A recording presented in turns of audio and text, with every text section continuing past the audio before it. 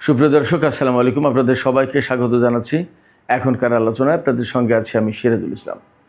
দর্শক, অন্তত 4টা গুরুত্বপূর্ণ বিষয় নিয়ে আজকে কথা বলবো।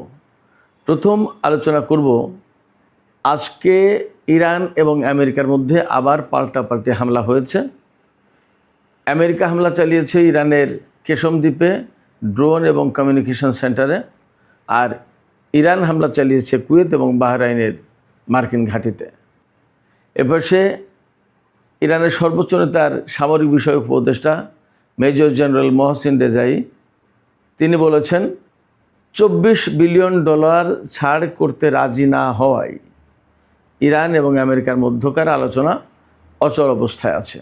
বল এখন আমেরিকার কোর্টে, যা করার তা আমেরিকাকেই করতে হবে। পরিস্থিতি আসলে কোন দিকে যাচ্ছে?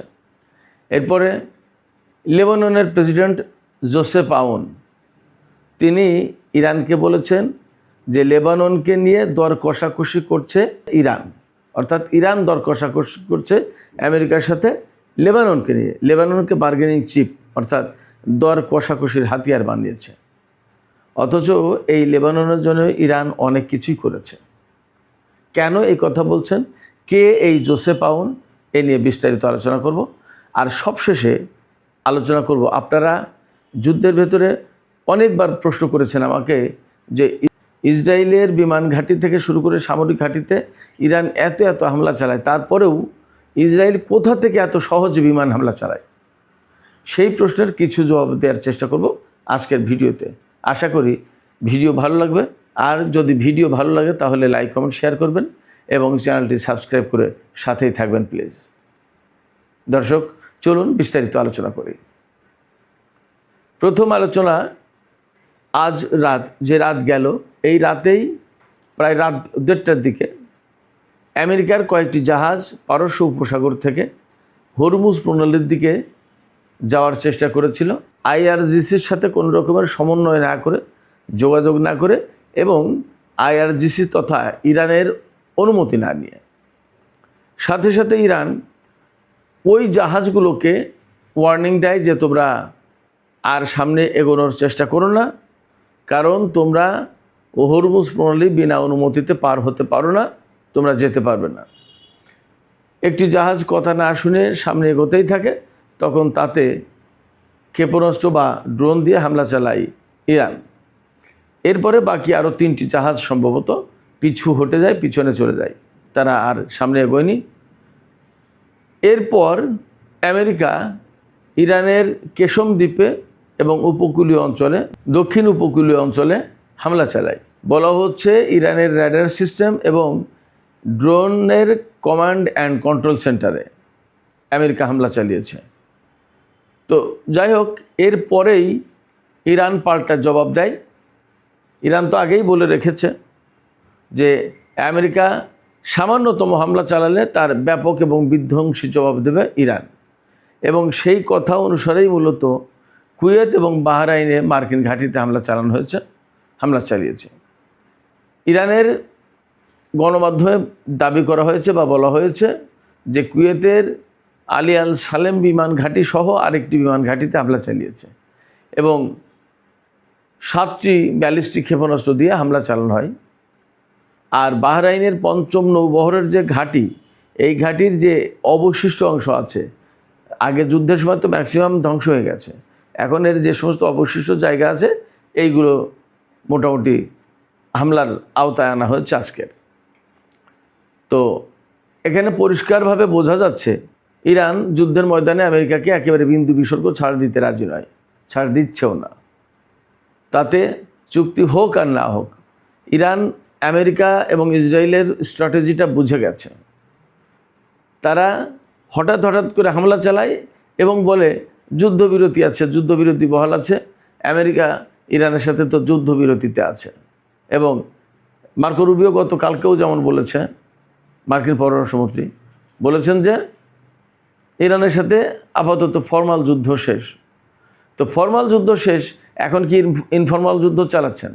প্রায় মাঝে মাঝেই যে হামলা হচ্ছে, আবার হামলার পরপরই আপনারা বললেন যে না যুদ্ধবিরতি আছে, বহাল আছে।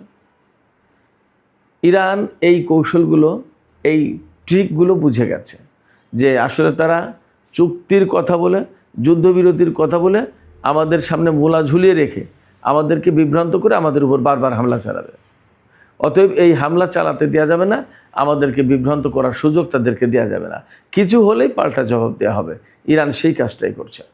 আমি যখন ইরানে রেডিও তেহরানে কাজ করতাম, আমার সহকর্মী ছিলেন আশরাফুর রহমান, তিনি ফেসবুক পোস্টে জানিয়েছেন যে কুয়েতে বা বাহরাইনে ইরান যে হামলা চালিয়েছে সে হামলা সফল।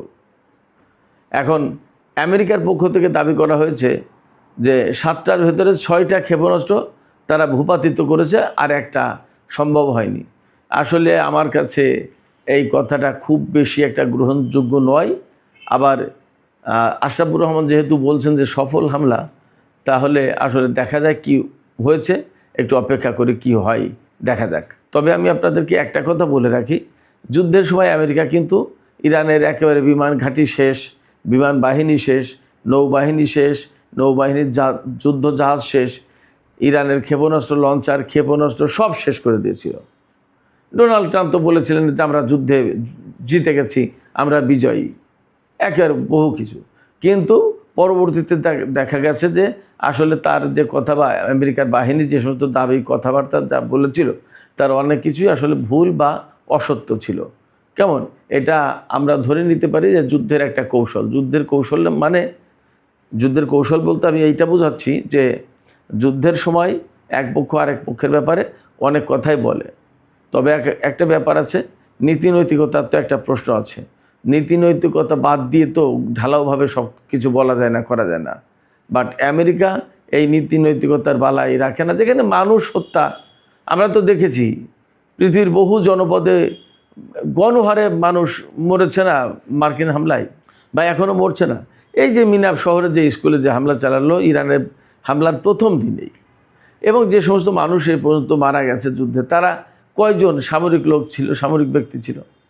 বেশিরভাগই তো বেসামরিক, এমনকি নারী শিশু প্রচুর পরিমাণে। ইসরায়েল গাজায় লেবাননে কি করেছে আমরা তো পরিষ্কার দেখেছি। তো সেই জায়গা থেকে আমরা বলতে পারি যে তাদের ভেতরে আসলে যুদ্ধের নীতি নৈতিকতা থেকে শুরু করে স্বাভাবিক নীতি নৈতিকতা অনেক ক্ষেত্রেই কম। এই জায়গায় আমি আপনাদেরকে বলি ইরানের নীতি নৈতিকতার দিকটা বরং উন্নত। কেন বলছি? ছোট্ট করে যদি দুটো উদাহরণ দিই তাহলে বুঝবেন। ইরান কখনোই আগে ইরানের শত্রুপক্ষের উপর হামলা চালায়নি। এটা যুদ্ধের কিন্তু একটা বড় নীতি। হামলা হলে পাল্টা প্রতিরোধ করেছে বা পাল্টা হামলা চালিয়েছে, কিন্তু আগে আগ্রাসী ভূমিকায় ইরান যায়নি। এটা কিন্তু একদম পরিষ্কার কথা। আর একটা তথ্য হচ্ছে যে ইরান সাধারণত বেসামরিক লোকজনকে হত্যার দিকে যায়নি কখনো। দেখেন, ইরানের সাথে আমেরিকার বা ইসরায়েলের কয়েকবার যুদ্ধ হলো।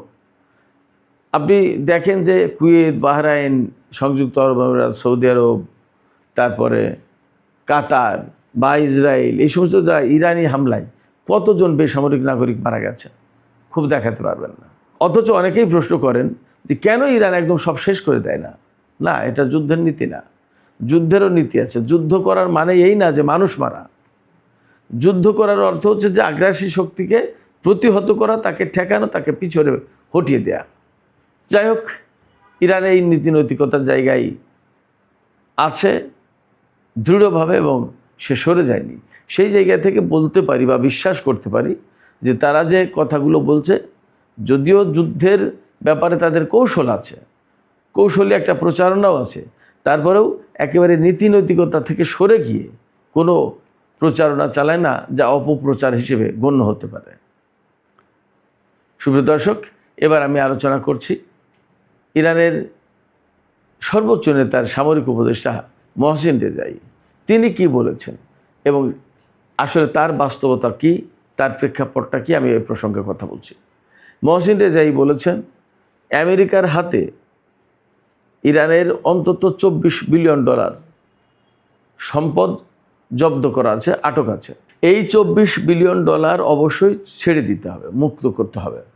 যতক্ষণ পর্যন্ত মুক্ত না করা হচ্ছে ততক্ষণ পর্যন্ত আমেরিকার সাথে ইরান কোনো চুক্তিতে যাবে না। ইরান এই জায়গায় একটু ছাড় দিয়েছে। ছাড়টা এরকম যে চুক্তির পরপরই, অর্থাৎ একদিন পরেই সম্ভবত বা 24 ঘন্টার ভেতরে ইরানকে 12 বিলিয়ন বা $1200 কোটি ছাড় করবে, আর বাকিটা একটু সময় নিয়ে। তারও একটা সুনির্দিষ্ট সময়সীমা আছে। তো মহসিন রেজাই তিনি হচ্ছেন ইরাক ইরান যখন যুদ্ধ চলেছে তখন তিনি IRGCর প্রধান কমান্ডার ছিলেন, মেজর জেনারেল পদে তিনি উন্নীত হয়েছিলেন। এই মেজর জেনারেল মহসিন রেজাই তিনি বলছেন যে আমেরিকার কাছে যে এই $24 বিলিয়ন অর্থ জব্দ করা আছে, এই সম্পদ না ছেড়ে দেওয়া পর্যন্ত ইরান আমেরিকার সাথে চুক্তিতে যাবে না। এবং এটা ঠিক যে ইরান যা বলছে তার বাইরে কিন্তু তারা যাচ্ছে না। সেক্ষেত্রে আমেরিকাকে যদি চুক্তি করতে হয় তাহলে এই সম্পদ ছেড়ে দিতে হবে, আর এই সম্পদ যদি না ছাড়া হয়, অবমুক্ত না করা হয়, তাহলে কিন্তু চুক্তি হবে না। আর চুক্তি না হলে কি হচ্ছে তা তো আমরা জানি। আমেরিকার প্রতিদিন বিপুল পরিমাণে কোটি কোটি ডলারের খরচ যাচ্ছে পারস্য উপসাগরীয় এলাকায় যুদ্ধজাহাজ, সাবমেরিন এবং সামরিক সদস্যদের মোতায়েন রাখার কারণে। তাদের আহার, খাবার দাবার, নিরাপত্তা, চিকিৎসা, আরও বহু কিছু। প্রতিক্ষণ ইরানের হামলার থেকে নিজেদেরকে রক্ষার জন্য প্রস্তুত রাখা, মাঝে মাঝে হামলা চালাতে হচ্ছে, এই সমস্ত সব কিছু মিলে হরমুজ প্রণালী এলাকায় আমেরিকার যে তৎপরতা আছে তার পিছনে প্রচুর টাকা খরচ হচ্ছে। আমেরিকার অর্থনীতিও অবশ্যই চাপের মুখে পড়েছে। শুধুমাত্র যে ইরানের অর্থনীতি চাপের মুখে পড়েছে, নট দ্যাট, আমেরিকার অর্থনীতিও চাপের মুখে পড়েছে। সেখানে পণ্যের মূল্য বেড়ে গেছে, গ্যাসের মূল্য বেড়ে গেছে, তেলের মূল্য বেড়েছে, জনজীবনের যে স্বাভাবিক যে ব্যয় সেইগুলো বেড়ে গেছে। তারপরে আপনার পণ্য পরিবহন খরচ বেড়েছে। আলটিমেটলি সমস্ত সব জায়গায় এর প্রভাব পড়েছে। শুধু কি ইরান এবং আমেরিকা, সারা বিশ্বে এর প্রভাব পড়েছে। বিশ্ব অর্থনীতি এখন ভীষণভাবে হিমশিম খাচ্ছে, কঠিন অবস্থার মুখে। আমাদের বাংলাদেশেই কত রকমের ঝামেলা, তেল এবং বিদ্যুতের দাম বাড়াতে হয়েছে, এরকমভাবে বিভিন্ন দেশে একই অবস্থা। সেই জায়গায় সারা বিশ্বের অর্থনীতিকে বাঁচাতে হলে, সারা বিশ্বের খাদ্য মজুদ, খাদ্যের যোগান বা পণ্যের স্বাভাবিক প্রবাহ যদি ঠিক রাখতে হয়, তাহলে আমাদেরকে এই সংকট থেকে উত্তরণ ঘটাতে হবে। এই সংকট থেকে মুক্তি পাওয়া জরুরি। সেক্ষেত্রে আমেরিকা ইরানের তো অর্থ এমনিই জোর করে আটকে রেখেছে। ইরান তো কোনো অবৈধ রাষ্ট্র না, একটা জাতিসংঘের বৈধ রাষ্ট্র, বৈধ সদস্য রাষ্ট্র। এবং যে পরমাণু কর্মসূচি নিয়ে ইরানের সাথে আমেরিকার এত দ্বন্দ্ব এবং এই যে যুদ্ধ, ইরান কিন্তু সেই NPT-তে সই করা একটি দেশ এবং জাতিসংঘের সদস্য তো আগেই বললাম। NPT-তে সই করা মানে তারা বেসামরিক উদ্দেশ্যে পরমাণু কর্মসূচি পরিচালনা করতে পারবে, অথচ আমেরিকা জোর করে তাকে সেই সুযোগটা দিচ্ছে না। ইরানের সাথে আমেরিকা সহ 6 জাতি গোষ্ঠীর চুক্তি হওয়ার পরেও ডোনাল্ড ট্রাম্প গায়ের জোরে সেটা ছিঁড়ে ফেলে এই চুক্তি থেকে বেরিয়ে গিয়ে ইরানের উপর নিষেধাজ্ঞা আরোপ করেছে। এটা তো ঠিক না। এবং যা নিয়ে এখন আমেরিকার সমাজেই বিতর্ক হচ্ছে। সব লোক যে ডোনাল্ড ট্রাম্পের পক্ষে তা কিন্তু না। ইরানের মোটামুটি ম্যাক্সিমাম লোক ইরান সরকারের পক্ষে, বর্তমান সরকারের পক্ষে, কিন্তু আমেরিকার ম্যাক্সিমাম লোক ডোনাল্ড ট্রাম্পের বিপক্ষে। তাহলে কার অবস্থান সঠিক? এটা সহজ কথা। তার দেশেই তো তার পক্ষে সমর্থন নেই। এটা তো শুধুমাত্র রাজনীতির কারণে, ন্যায়নিষ্ঠতার কারণে, ন্যায়নীতির কারণে। সবাই জানে যে এটা অন্যায় হচ্ছে। ফলে মহসিন রেজাই যা বলেছেন সেটা গুরুত্বপূর্ণ কথা। একই সাথে ইরানের পররাষ্ট্রমন্ত্রী সাইদ আব্বাস আরাকচি তিনিও কিন্তু বলেছেন যে যদি চুক্তি না হয়, এইভাবে মাঝে মাঝে যদি পাল্টা হামলার ঘটনা ঘটে, তাহলে কিন্তু এটা যে কোনো মুহূর্তে আঞ্চলিক বড় সংঘাতের রূপ নিতে পারে। অতএব আমেরিকাকে হয় চুক্তি করতে হবে, না হলে যুদ্ধের দিকে যেতে হবে, একটা কিছু পথ বেছে নিতে হবে। তবে ডেফিনেটলি চুক্তি এবং শান্তির পথ নিশ্চয়ই ভালো, সে কথা বলার অপেক্ষা রাখে না। সুপ্রিয় দর্শক, এবার একটু লেবানন প্রসঙ্গে কথা বলতে চাই। লেবানন প্রসঙ্গে যে কথা বলতে চাই সেটা হচ্ছে লেবাননের প্রেসিডেন্ট জোসেফ আউন, তিনি একজন সেনাপ্রধান ছিলেন 2017 সাল থেকে 2025 সাল পর্যন্ত। তিনি যেহেতু সেনাপ্রধান ছিলেন, সেই জায়গায় নিজেকে নিরপেক্ষ একজন ব্যক্তি হিসেবে তুলে ধরার চেষ্টা করেন, কিন্তু নিরপেক্ষতার নামে বিশাল জনগোষ্ঠী যে হিজবুল্লাহর সমর্থক, তাদের বিরোধিতা তিনি করেন। সেক্ষেত্রে বেসিক্যালি তিনি নিরপেক্ষ ব্যক্তি একথা বলার কোনো সুযোগ নেই। তিনি খ্রিস্টান সম্প্রদায়ের একজন সদস্য, যার কারণে তিনি প্রেসিডেন্ট হতে পেরেছেন। লেবাননের সংবিধান অনুযায়ী খ্রিস্টান সম্প্রদায় থেকে প্রেসিডেন্ট নির্বাচিত হবেন, আর প্রধানমন্ত্রী হবেন সুন্নি সম্প্রদায় থেকে, আর শিয়া সম্প্রদায় থেকে হবেন জাতীয় সংসদের স্পিকার। সেই হিসেবে খ্রিস্টান সম্প্রদায়ের প্রতিনিধি হিসেবে জোসেফ আউন প্রেসিডেন্ট পদে নির্বাচিত হয়েছেন। কিন্তু বাস্তব কথা হচ্ছে যে তিনি হিজবুল্লাহ বিরোধী। তাই হিজবুল্লাহ বিরোধী মানেই কিন্তু আমেরিকা, ইসরায়েল, সৌদি বা আরব বিশ্ব যারা ইসরায়েল এবং আমেরিকার সাথে ভালো সম্পর্ক রাখে তাদের পক্ষের লোক। তাইলে নিরপেক্ষ তিনি যতই বলুন না কেন, প্রকৃতপক্ষে তিনি নিরপেক্ষ নন। শুধু তাই না, তিনি হিজবুল্লাহর হাতে অস্ত্র দেখতে চান না। এবং এই জোসেফ আউন বলেন যে হিজবুল্লাহ কেন অস্ত্রধারী থাকবে, দেশের ভেতরে সামরিক বাহিনী আছে, তারা দেশকে রক্ষা করবে, কিন্তু হিজবুল্লাহর হাতে কেন অস্ত্র থাকবে, হিজবুল্লাহ কেন এই দেশ রক্ষার দায়িত্ব পালন করবে। এখানে প্রশ্ন হচ্ছে, জোসেফ আউন কিন্তু হঠাৎ করে 2017 সালে সেনাপ্রধান হয়েছেন, ওই দিনই জয়েন করেছেন সেনাবাহিনীতে, নট দ্যাট তিনি আগের থেকেই সেনাবাহিনীতে ছিলেন। কিন্তু এই পর্যন্ত আমরা দেখেছি যে যতবার ইসরায়েলের সাথে লেবাননের সংঘাত হয়েছে, যুদ্ধ হয়েছে, কখনোই কিন্তু লেবাননের সামরিক বাহিনী ইসরায়েলের বিরুদ্ধে অস্ত্র ধরেননি। এই সমস্ত জেনারেল জোসেফ আউনদের মতো লোকদের কমান্ডিং অফিসার হিসেবে থাকার কারণে, তিনি সেনাপ্রধান হিসেবে ছিলেন, তিনি হিজবুল্লাহ বিরোধী। অতএব ইসরায়েল যতই লেবাননের সাধারণ নাগরিকদের উপর হত্যা করুক, হামলা করুক, তিনি কিন্তু তার বিরুদ্ধে, অর্থাৎ ইসরায়েলের বিরুদ্ধে কোনো সেনাবাহিনীর সদস্যকে যুদ্ধ করার অনুমতি দেননি। একইভাবে যখন তিনি প্রেসিডেন্ট হিসেবে ক্ষমতায়, তখনও তিনি হিজবুল্লাহকে নিরস্ত্র করার পক্ষে কথা বলছেন। এবং এই যে আমেরিকার মধ্যস্থতা ইসরায়েলের সাথে লেবাননের যে চুক্তি হয়েছে, যুদ্ধবিরতির চুক্তি, সেই চুক্তিকে যেখানে আত্মসমর্পণের দলিল বলা হচ্ছে, সেই জায়গায় সেই চুক্তিকে বাস্তবায়ন করার জন্য এই প্রেসিডেন্ট জোসেফ আউন থেকে শুরু করে আরও যে সমস্ত সৌদিপন্থী, আমেরিকাপন্থী এবং ইসরায়েলপন্থী লোকজন রয়েছে, তারা চেষ্টা করছে। সেক্ষেত্রে তিনি তো বলবেনই যে ইরান লেবাননকে বার্গেনিং চিপ হিসেবে ব্যবহার করছে, অর্থাৎ দর কষাকষির হাতিয়ার হিসেবে লেবাননকে ব্যবহার করছে।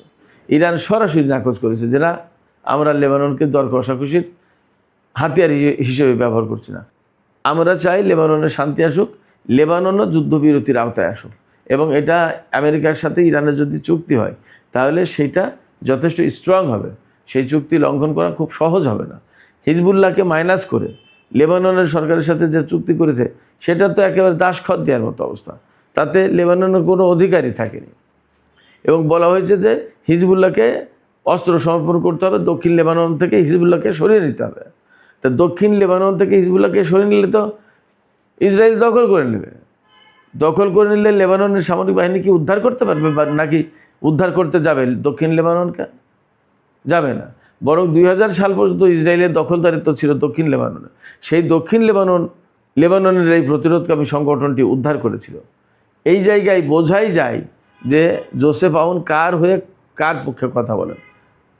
মোটামুটিভাবে তিনি নিরপেক্ষতার ভান ধরার চেষ্টা করেন, নিরপেক্ষ ব্যক্তি হিসেবে নিজেকে তুলে ধরেন। তিনি সেনাবাহিনীর প্রধান ছিলেন বলে তিনি বলেন যে আমি দেশের মানুষের, আমি নিরপেক্ষ, আমি কোনো সুনির্দিষ্ট পক্ষের না। বাট ফ্যাক্ট হচ্ছে কি, তিনি যে কথা বলেন, যে আচরণ করেন এবং যে দৃষ্টিভঙ্গি লালন করেন, তা প্রকৃতপক্ষে ইসরায়েল, আমেরিকা, সৌদিপন্থী এবং হিজবুল্লাহ বিরোধী অবস্থানের পক্ষে যায়। সেক্ষেত্রে তিনি যে কথা বলছেন, তিনি এটা বলতেই পারেন, কারণ ইরানের যে তৎপরতা বা লেবাননের প্রতিরোধকামী সংগঠনটি এ পর্যন্ত যা করছে, তা মূলত ইসরায়েল, আমেরিকা এবং সৌদি আরবের স্বার্থের পক্ষে যায়। জোসেফ আউন বেসিক্যালি এই কথা বলে ইরানের বিরুদ্ধে যে অভিযোগ এনেছেন যে লেবাননকে বার্গেনিং চিপ হিসেবে ব্যবহার করছেন, এই কথা বলে মূলত লেবাননের ব্যাপারে ইরানের যে দায়ী দায়িত্ব, সেই দায়ী দায়িত্ব থেকে ইরানকে বেসিক্যালি দূরে সরিয়ে রাখার চেষ্টা করছেন। কিন্তু জোসেফ আউনকে এই কথা খেয়াল রাখা দরকার।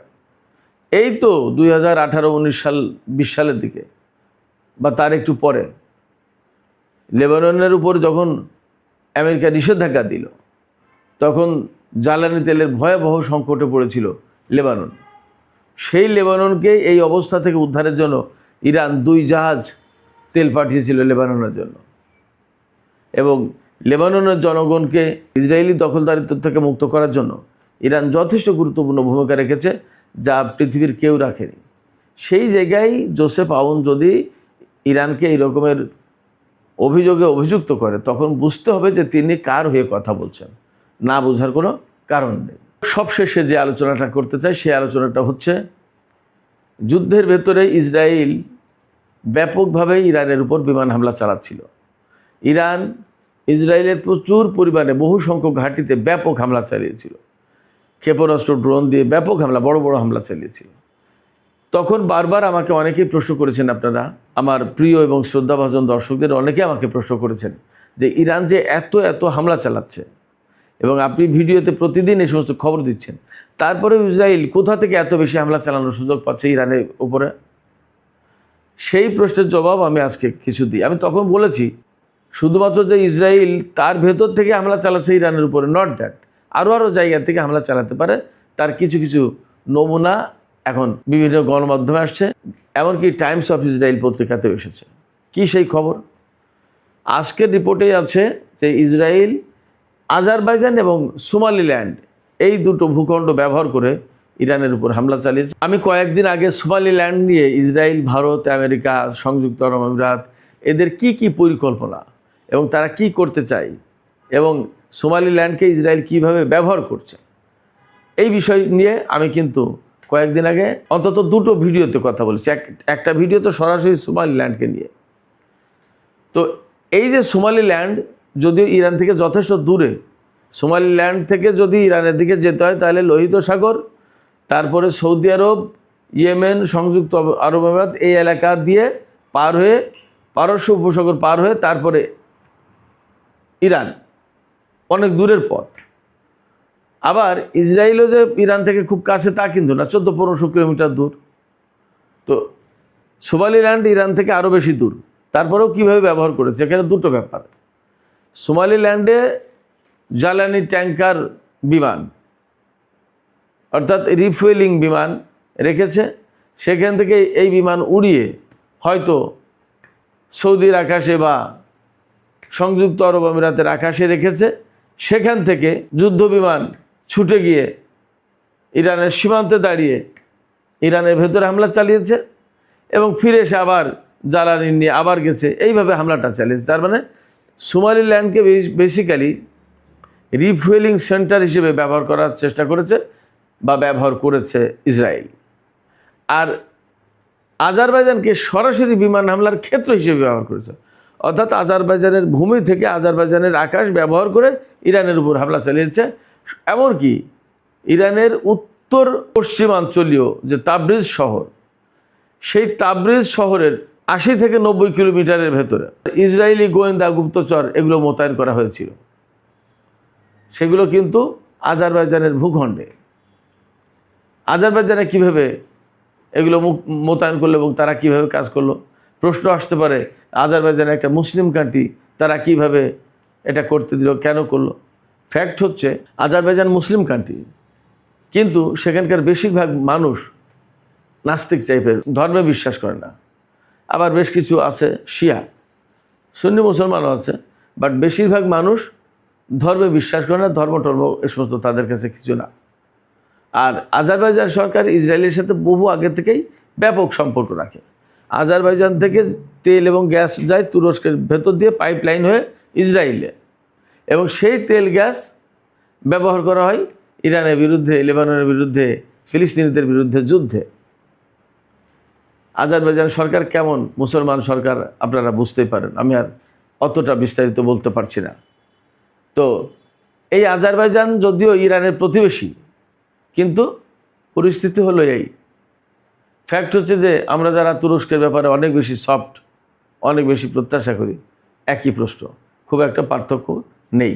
আমরা বাংলাদেশের মানুষ তুরস্কের কাছ থেকে অনেক কিছু প্রত্যাশা করি, মনে করি তুরস্ক আমাদের অনেক কিছু করে দেবে, ইসলামী সভ্যতার দেশ, বিরাট ব্যাপার স্যাপার। কিন্তু বাস্তবতা হচ্ছে যে আপনাদের আমাদের যে প্রত্যাশা, সেই প্রত্যাশার ধারে কাছেও তুরস্কের ভূমিকা নেই, এটা বাস্তবতা। যাই হোক, তো এই আজারবাইজান থেকেও প্রচুর সংখ্যক বিমান হামলা চালিয়েছে। বিশেষ করে ইরানের উত্তর পশ্চিম অঞ্চলে যত হামলা, তার সমস্ত হামলা এই আজারবাইজানের ভূমি এবং আকাশ ব্যবহার করে হয়েছে। তাবরিজ শহরে প্রচুর পরিমাণে হামলা চালিয়েছিল ইসরায়েল। সেই হামলাগুলো অনেক বেশি ক্ষয়ক্ষতির কারণ হয়ে দাঁড়িয়েছিল। আজারবাইজান এই সুযোগ করে দিয়েছিল। এখন এই রিপোর্ট প্রকাশের পর আজারবাইজান যদিও অস্বীকার করছে, কিন্তু বাস্তবতা হচ্ছে এই, এবং এই খবর টাইমস অফ ইসরায়েলে প্রকাশ হয়েছে, CNN বলছে, আরও অনেক জায়গায় বলছে। সেক্ষেত্রে ইসরায়েল শুধু ইসরায়েলের ভূখণ্ড থেকে ইরানের উপর বিমান হামলা চালিয়েছে, ব্যাপারটা কিন্তু তা নয়। আমরা কয়েকদিন আগে দেখেছি ইরাকের অভ্যন্তরে 2টি ঘাঁটি গড়ে তুলেছিল, সেখান থেকে হামলা চালিয়েছে। এরবিলে ঘাঁটি আছে মার্কিন সামরিক ঘাঁটি, সেখান থেকে হামলা চালিয়েছে ইসরায়েল এবং আমেরিকা। আবার আজারবাইজানের ঘাঁটি, আবার সোমালিল্যান্ডকে ব্যবহার করেছে। সংযুক্ত আরব আমিরাত তো একদম ওপেনলি যুদ্ধই করেছে ইরানের বিরুদ্ধে, ইসরায়েলকে ব্যাপক সুযোগ সুবিধা দিয়েছে। সেক্ষেত্রে একথা ভাবার কোনো কারণই নেই যে শুধুমাত্র ইসরায়েল থেকে, ইসরায়েলের যে ভূখণ্ড সেই ভূখণ্ড থেকে ইরানের উপর হামলা চালিয়েছে, না, বিভিন্ন জায়গায় ছড়িয়ে ছিটিয়ে দিয়ে, এবং তাতে ইরানের জন্য এক ধরনের সংকট তৈরি করেছিল। কী রকমের সংকট? যখন আপনি শুধুমাত্র ইসরায়েল থেকে হামলা চালাচ্ছেন তখন ইরান কিন্তু টার্গেট করতে পারে ইসরায়েলকে, আর যখন ইসরায়েল, সৌদি আরব, কথার কথা ইরাক, আজারবাইজান, সোমালিল্যান্ড, সংযুক্ত আরব আমিরাত এরকম বহু দেশ থেকে হামলা চালাচ্ছে, তখন কিন্তু অনেকগুলো ফ্রন্ট, অনেকগুলো লক্ষ্যবস্তু বেড়ে যাচ্ছে, অনেকগুলো লক্ষ্যবস্তু হয়ে যাচ্ছে। তখন সেগুলোকে মোকাবেলা করা একা ইরানের পক্ষে কঠিন, কষ্টকর হয়ে যায়। এই কাজগুলো করেছে কৌশলগত কারণে, ট্যাকটিক্স হিসেবে ইসরায়েল করেছে যুদ্ধের সময় ইরানের বিরুদ্ধে। আমি আশা করি আজকের এই আলোচনা থেকে আমার প্রিয় এবং শ্রদ্ধাভাজন দর্শক শ্রোতাদের আজকে ক্লিয়ার হয়েছে, আপনারা নিশ্চয়ই পরিষ্কার হয়েছেন যে কেন ইরান এত হামলা চালানোর পরেও ইসরায়েল ইরানের বিরুদ্ধে বহু বড় বড় বা সফল হামলা চালাতে পেরেছিল। তো সুপ্রিয় দর্শক, আজকের আলোচনা এখানে শেষ করতে চাই। আশা করি আলোচনা ভালো লেগেছে। ভালো যদি লাগে তাহলে লাইক, কমেন্ট, শেয়ার করবেন, আর চ্যানেলটি সাবস্ক্রাইব করে সাথে থাকবেন। যাওয়ার আগে আপনাদের কাছে একটা প্রশ্ন করি যে এই যে ইরান আমেরিকা প্রতিদিন টুকটাক সংঘর্ষ হচ্ছে, তাতে কি মনে হয় আমেরিকা, ইরান, ইসরায়েল এই 3 শক্তির ভেতরে আবার নতুন করে অনেক বড় সামরিক সংঘাত শুরু হতে পারে, নাকি এইভাবে করতে করতেই এক সময় যুদ্ধ বন্ধ হয়ে যাবে অটোমেটিক? আপনাদের মতামত জানিয়ে কমেন্টে লিখতে পারেন। আর ভিডিও ভালো লাগলে আবারও বলি, লাইক, কমেন্ট, শেয়ার করবেন এবং চ্যানেলটি সাবস্ক্রাইব করবেন। আপনাদের সবাইকে অনেক অনেক ধন্যবাদ। আল্লাহ হাফেজ।